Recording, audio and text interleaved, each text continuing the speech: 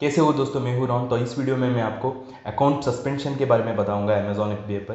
तो अगर आपका अकाउंट सस्पेंड हुआ है, किस तरह आप रिएक्टिवेट कर सकते हैं, तो मेरा पर्सनल एक्सपीरियंस ही मैं आपके साथ शेयर करूंगा। तो ये वीडियो आपको हेल्पफुल रहने वाला है, चाहे आप बिगिनर हो या एग्जिस्टिंग सेलर हो, या अगर आप खुद फेस कर रहे हो अकाउंट सस्पेंशन। तो इस वीडियो में मैं आपको स्टेप्स ब्रेक डाउन करूंगा कि क्या क्या प्रोसेस आपको करना पड़ेगा आपका अकाउंट रीएक्टिवेट करने के लिए। और दोस्तों, सबसे पहले मैं आपको क्लियर करना चाहता हूँ कि कई सारा लोग कह के घूमते रहते हैं कि अमेजोन ने उनका अकाउंट जानबूझ के उनका अकाउंट सस्पेंड किया है, मतलब उनका कोई गलती नहीं है सस्पेंड होने के लिए। अमेजोन ऐसे ही सस्पेंड करते जाते हैं कई सारे अकाउंट। तो उस तरह कभी भी नहीं होता है। तो अमेजोन कोई भी सेलर अकाउंट जानबूझ के तो सस्पेंड नहीं करता है, कुछ ना कुछ गलती रहता ही है। तो वो जानना बहुत ही इंपॉर्टेंट है। मेजर रीजंस जो लोग कह के घूमते हैं कि वो एक ही जीएसटी नंबर से अलग अलग सेलर अकाउंट ओपन करते हैं, मेजर रीज़न यही रहता है। अमेजोन के गाइडलाइंस के प्रकार आप एक जीएसटी नंबर से सिर्फ एक ही अकाउंट क्रिएट कर सकते हैं। तो एक जीएसटी नंबर अगर आपने कई सारा सेलर अकाउंट ओपन किया है तो आपका अमेजोन अकाउंट किसी ना किसी वक्त सस्पेंड हो जाता है। और आपको ईमेल आईडी, मोबाइल नंबर सब कुछ सेपरेट ही रखना है, एड्रेस प्रूफ, तो सब कुछ एक ही अकाउंट से रिलेटेड रहना चाहिए। जो भी ईमेल आईडी, मोबाइल नंबर और जीएसटी नंबर, आपका टैक्स डिटेल्स, पैन नंबर हुआ तो यूज़ करते हैं, तो एक ही अकाउंट से रिलेट होना चाहिए। आप सेम डिटेल्स यूज़ करके दो अकाउंट क्रिएट नहीं कर सकते हैं। और ऑब्वियसली आपको डिफेक्टिव प्रोडक्ट सेल नहीं करना है, आपका प्रोडक्ट का क्वालिटी मेंटेन रहना चाहिए। ये भी अमेजोन सीरियसली कंसिडर करते हैं। और ऑफकोर्स उससे दोनों को बेनिफिट है, अच्छे सेलर्स को और अमेजोन को, और end of the day customers को भी। तो उनका प्लेटफॉर्म का जेन्युइनिटी वो मेंटेन करने के लिए सब कुछ करते हैं, तो उससे एंड ऑफ द डे हमको बेनिफिट ही है। तो ये सब कुछ ऑब्वियस रीजंस, वो आपको गाइडलाइंस फॉलो करना ही चाहिए। आपको किसी और का ब्रांड का प्रोडक्ट किसी और के लिस्टिंग के अंदर विदाउट उनका ब्रांड लाइसेंस या ब्रांड ऑथराइजेशन आप सेल नहीं कर सकते हैं। तो ये सब कुछ आपको फॉलो करना चाहिए। फिर भी कई बार अकाउंट सस्पेंड हो जाता है आपका, कई बार आपको बिगिनर्स मिस्टेक्स रहते हैं। पर जो भी हो, अगर आपने बड़ा मिस्टेक नहीं किया है, क्योंकि डिफेक्टिव प्रोडक्ट में क्या होता है, आपको परसेंटेज दिखाते रहते हैं, आपका अकाउंट हेल्थ आप देख सकते हैं, आपको अमेजोन वार्निंग भी देते हैं। उसके बाद में अगर आप करते हैं तो वो ब्लंडर हो जाता है, वो मिस्टेक नहीं, वो ब्लंडर हो जाता है उस वक्त। तो उस तरह आपको नहीं करना है। फिर भी जो भी हो, अगर आप बिगिनर मिस्टेक करते हैं तो आप आपका अकाउंट रीएक्टिवेट कर सकते हैं, पर आपको सही तरीके से करना पड़ता है। वही मैं इस वीडियो में मैं आपको एक्सप्लेन करने का कोशिश करता हूँ। तो दोस्तों, सबसे पहले मैं अपना खुद का ही एग्जाम्पल देके मैं आपको एक्सप्लेन करूँगा मेरा पर्सनल एक्सपीरियंस किस तरह मुझे हुआ था। जैसे मैंने पहले कहा, किस तरह मैंने एक्टिवेट किया, तो मैं एक्सप्लेन करता हूँ। तो दोस्तों, जब मुझे एक फेस करना पड़ा था, तो ऑफकोर्स मैं भी बिगिनिंग स्टेज में था। तो उस वक्त मुझे भी पता नहीं था कि क्या करना चाहिए, किस तरह होता है, वो सब कुछ पता नहीं था। और मैं ऑफकोर्स कंप्लीटली डिपेंडेंट था उस प्रोडक्ट के ऊपर। तो मुझे एक अच्छा इनकम आ रहा था उस प्रोडक्ट, और अचानक से मुझे उस प्रोडक्ट का लिस्टिंग सप्रेस हो गया। और उस तरह मुझे ईमेल भी आया था अमेजोन से। ऑफकोर्स वो एक ट्रेडमार्क इन्फ्रिंजमेंट का केस था। मेरा एक कॉम्पिटिटर्स ने मेरे लिस्टिंग के ऊपर ट्रेडमार्क इन्फ्रिंजमेंट केस डाला था, कॉपीराइट क्लेम डाला था। तो मुझे गुस्सा आया, क्योंकि मैंने ऑब्वियसली मेरा कोई ट्रेडमार्क इन्फ्रिंजमेंट नहीं किया था। तो मैंने सेलर सपोर्ट से गुस्से से बात करा, और मुझे उस वक्त गुस्सा भी आ रहा था और दुख भी हो रहा था, क्योंकि ऑब्वियसली मेरा मेजर इनकम सोर्स था वो। तो आप में से कई सारे लोगों को भी वो फेस हो चुका होता है। तो उस वक्त आपको कूल रह के आपको सही तरीके से एक्शन लेना बहुत ही ज़रूरी होता है। तो पर मैंने रिपीटेडली सेलर सपोर्ट को कॉल करता रहा, ईमेल सेंड करता रहा। तो ये सबसे बड़ा मेरा गलती था। तो मुझे सही तरीके से देखना चाहिए था कि क्या मैंने गलती किया है, क्योंकि ऑब्वियसली विदाउट हमारा कोई मिस्टेक से जानबूझ के तो अमेजोन हमारे ऊपर क्लेम नहीं डालते हैं। तो उसके बाद मैंने चेक किया, तो मुझे पता चला कि मैंने बैक एंड कीवर्ड्स में मेरा कॉम्पिटिटर्स का कीवर्ड यूज़ किया है, उनका ब्रांड नेम यूज़ किया है। और अमेजोन के गाइडलाइंस के प्रकार हमको किसी और का brand name as a keyword इस्तेमाल नहीं करना है, चाहे वो प्रोडक्ट टाइटल में हुआ हो, बुलेट पॉइंट में हुआ हो, डिस्क्रिप्शन में हुआ हो, या बैकएंड कीवर्ड्स में हुआ हो, और इमेजेस में भी।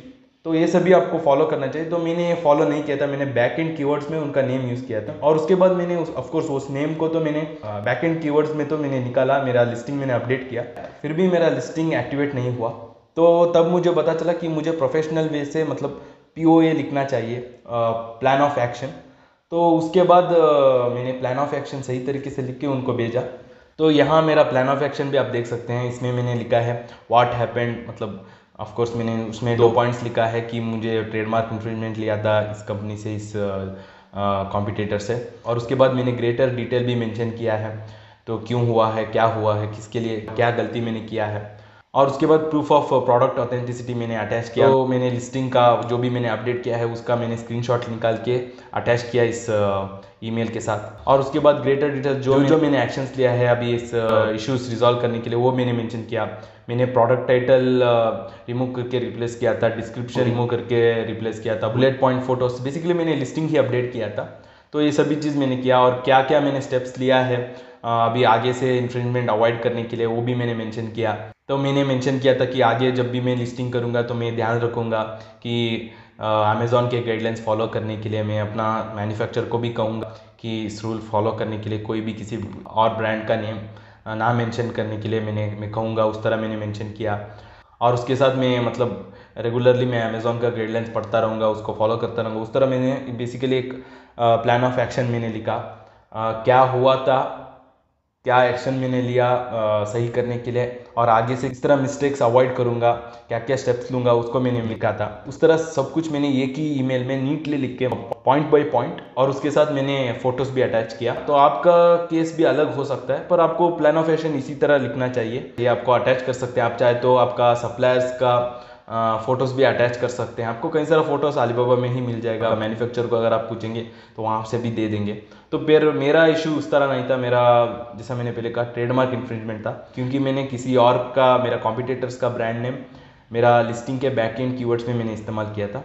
तो उसी तरह मैंने जो मैंने अपडेट किया था उसका स्क्रीनशॉट मैंने भेजा था। तो इस तरह करने के बाद अराउंड 2 to 3 आवर्स में मेरा लिस्टिंग रिएक्टिवेट हुआ और फिर से मेरा प्रोडक्ट सही तरीके से ही रैंक कर रहा था, क्योंकि ज़्यादा देर वो प्रोडक्ट इनएक्टिव नहीं था। तो मेरा प्रोडक्ट फर्स्ट पेज पे था उस वक्त, और फर्स्ट पेज पे ही दिखने लगा, और मुझे फिर से जिस तरह पहले ऑर्डर आ रहा था उसी तरह ऑर्डर आने लगा। और वो प्रोडक्ट एक्चुअली मैं अभी भी सेल कर रहा हूँ, और मोर देन 150 रिव्यूज़ भी हो चुका है उस प्रोडक्ट का। तो इस तरह ये मेरा एक्सपीरियंस रहा। तो आपको भी अगर आप इस तरह एक्सपीरियंस कर रहे हैं, आपका अकाउंट सस्पेंड हुआ है या आपका कोई एक लिस्टिंग इनएक्टिव हुआ है, तो आपको प्लान ऑफ एक्शन लिखना बहुत ही इंपॉर्टेंट है। तो मैं आपको अभी कुछ पॉइंटर्स कहूँगा, याद रखना है अगर आप इस प्रॉब्लम को फेस कर रहे हैं। तो सबसे पहला पॉइंट है, आपको इमीडिएटली आपको रिप्लाई नहीं देना है। कोई आपका अगर अकाउंट सस्पेंड होता है या लिस्टिंग सप्रेस हो जाता है किसी कारण के लिए, तो आपको इमीडिएटली आपको अमेज़ॉन सेलर सपोर्ट को रिप्लाई नहीं करना है। उनका मैसेज अगर आता भी है तो आपको इमीडिएटली रिप्लाई नहीं करना है। आपको सबसे पहले देखना है कि क्या आपकी तरफ से क्या मिस्टेक हुआ है, वो आपको सबसे पहले ढूंढना है। और आपको मतलब जैसा मैंने पहले कहा, आपको आपका गलती मानना चाहिए, आपको क्या मिस्टेक हुआ है उसका सुधारने की कोशिश करना है। इसके अलावा अगर आप उस प्लेटफॉर्म के अगेंस्ट ही आप कहने लगेंगे, उससे आपको कोई फ़ायदा नहीं होने वाला है एंड ऑफ द डे। तो सबसे पहले आपका रूट कॉज आपको जानना चाहिए, तो वो बहुत ही इंपॉर्टेंट है। और उसके बाद आप जो प्रॉब्लम फेस कर रहे हैं, किस वजह से आपका अकाउंट सस्पेंड हुआ है, तो उसी कीवर्ड को इस्तेमाल करके आपको गूगल में सर्च करना है। शायद किसी और ने वो प्रॉब्लम फेस किया है, या अगर आपका मेंटर है तो उनसे पूछना है, या आपको कोई पता है जो अमेज़ॉन FBA पर सक्सेसफुली सेल कर रहे हैं तो उनसे जाकर पूछना है। क्योंकि कई सारा अगर वो स्पेशली अच्छा सेल कर रहे हैं, सक्सेसफुली सेल कर रहे हैं, तो ऑब्वियसली इस तरह प्रॉब्लम वो फेस कर चुके होंगे ही। मैं ज़रूर कहूँगा इस तरह प्रॉब्लम तो अनअवॉइडेबल है, कहीं ना कहीं इस तरह आता ही रहता है हर इंडस्ट्री में, ना सिर्फ ई कॉमर्स इंडस्ट्री में। तो हर इंडस्ट्री में जो भी मतलब पर्सन जो कई सारा सालों से कर रहा है, तो एक्सपीरियंस मैटर होता ही है। तो आपको उनको रीच आउट करना है, आपको सपोर्ट लेना है उनसे।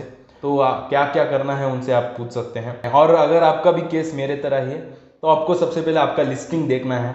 आपका लिस्टिंग में क्या कुछ आपने गलती किया है वो आपको देखना चाहिए। आपको बार बार अगर आप सेलर सपोर्ट को पूछते रहते हैं तो भी आपका क्वेरी रेजोल्यूशन नहीं मिलता है, वो ये आपको जानना बहुत इंपॉर्टेंट है। तो आपको आपका लिस्टिंग देखना है, क्या अगर आप किसी और ब्रांड का कीवर्ड इस्तेमाल किया है कहीं पर भी, तो वो आपको चेक करना है। और कंप्लीट लिस्टिंग अपडेट करना है। सब कुछ मैंने भी वैसे ही किया था, सब कुछ निकाल के दोबारा आपको लगा के सेव एंड फिनिश पे क्लिक करना है, सब कुछ रीअपडेट करना है आपका लिस्टिंग। और उसके बाद आपको ये ध्यान रखना है, जब भी आप अमेज़ॉन को कांटेक्ट करते हैं तो आपको इंस्टेंटली तो रिप्लाई नहीं मिलता है, आपको वेट करना पड़ता है। और कई बार आपको ऑटोमेटेड ईमेल्स भी मिल जाता है, ऑटोमेटेड रिप्लाइज। तो ये भी आपको ध्यान रखना है। ऑटोमेटेड ईमेल्स आता भी है तो आपको दोबारा मतलब रिप्लाई करता रहना चाहिए, ताकि वो एस्केलेट हो सके वो इशू और किसी एक सुपरवाइज़र के पास जाए। तो इस चीज़ को आपको ध्यान रखना है। कई सारा लोग मतलब गिव अप कर देते हैं ऑटोमेटेड ईमेल्स आने, तो अगर आप थोड़ा दिन तक रिवर्ट करते रहते हैं एक पर्टिकुलर केस आईडी या पर्टिकुलर ईमेल पर, तो वो इशू एस्केलेट होकर किसी एक सुपरवाइजर के पास जाता है, तब जाके आपको रेजोल्यूशन मिलता है।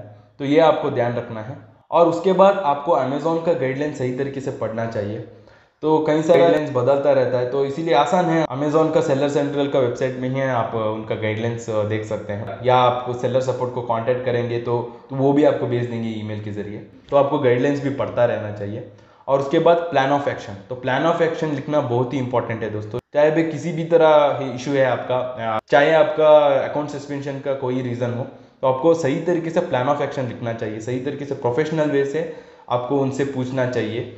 अगर आप मतलब सिंपल तरीके से अगर आप पूछते रहते हैं तो आपको रिप्लाई भी नहीं मिलता है, और आपका एंड ऑफ द डे आपका इश्यूज़ के लिए रिजोल्यूशन भी नहीं मिलता है। तो जिस तरह मैंने एग्जांपल दिखाया था, किस तरह मैंने प्लान ऑफ एक्शन दिखाया था, तो उसको चाहे तो आप स्क्रीनशॉट ले सकते हैं, मैंने वीडियो में दिखाया था। तो उसी मेथड को आपको फॉलो करना है जब भी आपको इस तरह इशू आता है। तो उसमें मैंने क्या हुआ था, क्या मेरा गलती था, किस तरह उस मिस्टेक को मैंने सुधारा है, क्या क्या आगे मैं स्टेप्स लूँगा उस मिस्टेक को ना रिपीट करने के लिए, तो वो सब कुछ मैंने सही तरीके से एक्सप्लेन किया था विथ फोटोज़। तो आपको भी इसी तरह करना है, सही तरीके से प्लान ऑफ एक्शन लिखना चाहिए। और लास्ट पॉइंट है, आपको घबराने की ज़रूरत नहीं है। ऑफ कोर्स होता है, मतलब मुझे भी वैसा ही हुआ था, क्योंकि मैं कम्प्लीटली डिपेंडेंट था। तो आप में से कई सारे लोगों को भी ये फेस कर चुके होंगे। तो आपको याद रखना है, तो कई सारा बड़े बड़े सेलर्स भी उसको फेस करके ही आगे बढ़ चुके हैं, तो वो आपको याद रखना है। आपको गिव अप नहीं करना है।